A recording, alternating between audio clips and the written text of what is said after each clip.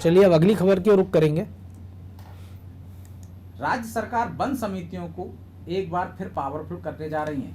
इसके लिए उन्हें तेंदुपत्ता की नीलामी का अधिकार देने की तैयारी चल रही है। राज्य लघु वनोपज संघ इसका प्रस्ताव बना रहा है। अगले साल से वन समितियां ही नीलामी कर सकेंगी। अभी तक तेंदुपत्ता की नीलामी सरकार करती है। इस बदलाव के पीछे सरकार की नज़र करीब 900 समितियों और 32 लाख तेंदुपत्ता संग्राहकों पर है, ताकि उन्हें लाभान्वित कर अगले विधानसभा चुनाव में फायदा उठाया जा सके। तेंदुपत्ता से राज्य लघु वनोपज सहकारी संघ को लगभग 1000 करोड़ का लाभ होता है। इस राशि का एक बड़ा हिस्सा बोनस के तौर पर संग्राहकों को दिया जाता है। तो इसी खबर को हम समझेंगे हमारे साथी मनोज से।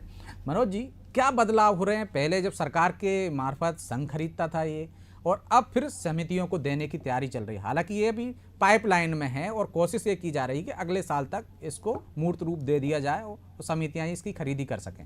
देखिए, वन समितियां निश्चित तौर पर जब सरकार बनाएगी तो वो अपने हिसाब से उसमें नियुक्तियां करेंगी। और हम देख रहे हैं कि 32 लाख तेंदुपत्ता संग्राहक हैं मध्य प्रदेश में, और सालाना हमने देखते हैं 16 लाख मानक बोरा इसका उत्पादन होता है, संग्रहण होता है तेंदुपत्ता का, और लाखों लोगों का रोजगार इससे जुड़ा हो, क्योंकि बीड़ी इससे बनाई जाती है तेंदुपत्ता की। मध्य प्रदेश में इसकी नीलामी होती है, और देश के बाहर जो बीड़ी पत्ता की उत्पादक कंपनियां हैं वो इस तेंदुपत्ते को खरीदती हैं नीलामी के माध्यम से, या सरकार उनके लिए जो मानक बोरा तय कर देती है कि एक बोरे में आपको इतना मिलेगा, और उस पर फिर सरकार बोनस देती है।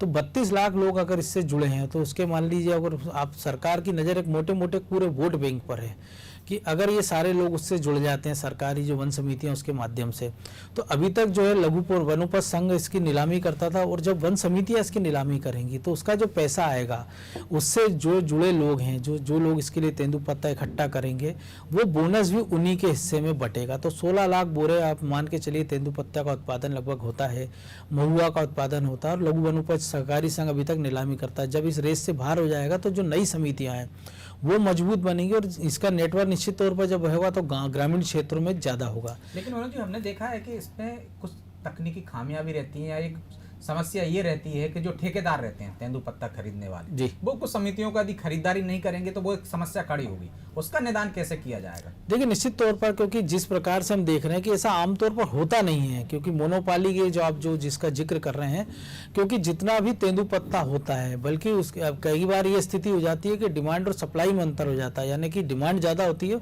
और सप्लाई उतनी हो नहीं पाती है। क्योंकि हम देख रहे हैं कि लगातार कि सिगरेट के दाम जिस प्रकार से महंगे होते जा रहे हैं, उसके कारण जो बीड़ी का प्रचलन और ज़्यादा तेजी से बढ़ रहा है। पहले हम देखते थे केवल ग्रामीण क्षेत्रों में बीड़ी का प्रचलन था, अब शहरी क्षेत्रों में हम देख रहे हैं कि ज़्यादा इसका प्रचलन बढ़ता जा रहा है, या और भी उपयोग में इसका हो रहा है। तो हम देख रहे हैं कि ये ऐसी स्थिति आती नहीं है कि इनसे खरीदी ना हो। और दूसरी एक बात है कि जो समितियां जो नीलामी करेंगी वो जब खरीदी कर लेंगी तो जो लोग संग्रहण करते हैं तेंदुपत्ता का उनको कोई असर नहीं पड़ने वाला है, क्योंकि उसके लिए सरकार हर साल एक फिक्स कर देती है। जैसे हम देखते हैं कि एमएसपी फिक्स करती है सरकार गेहूं, चावल, उड़द या बाकी चीज़ों पर, ऐसे इसकी एक फिक्स हो जाती है एमएसपी की, इतने में सरकार इनसे खरीदेगी और इतना इसमें बोनस मिलेगा।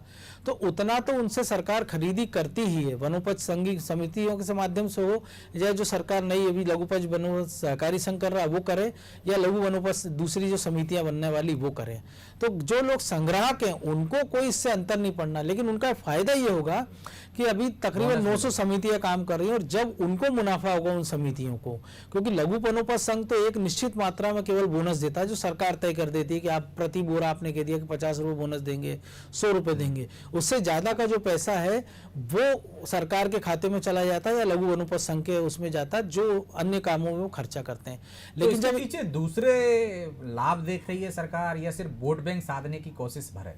देखिए, निश्चित तौर पर क्योंकि सरकार जो भी निर्णय लेती है तो कहीं ना कहीं, चाहे वो गेहूं, चावल, अनाज वितरण की बात कर लीजिए, या गरीबों को मकान की बात कर लें, या गैस चूल्हे की बात कर लें, कनेक्शन की, तो कहीं ना कहीं जनता के उद्धार के साथ ये कि रहता है कि एक फिक्स वोट बैंक में उसको कन्वर्ट कर दिया जा सके।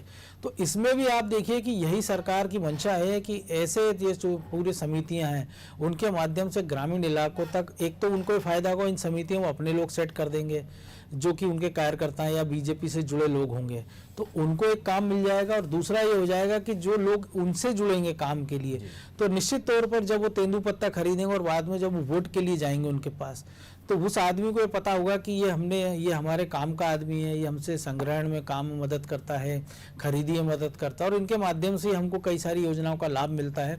तो जाहिर सी बात है कि इसका जो फायदा है वो सरकार को वोट बैंक के रूप में निश्चित तौर पर मिलेगा। और सरकार पे कोई अतिरिक्त बोझ भी नहीं पड़ रहा है, निश्चित तौर पर मतलब ना हींग लगेगी ना फिटकरी, और रंग चोखा चोखा हो ही जाए। चोखा, बिल्कुल।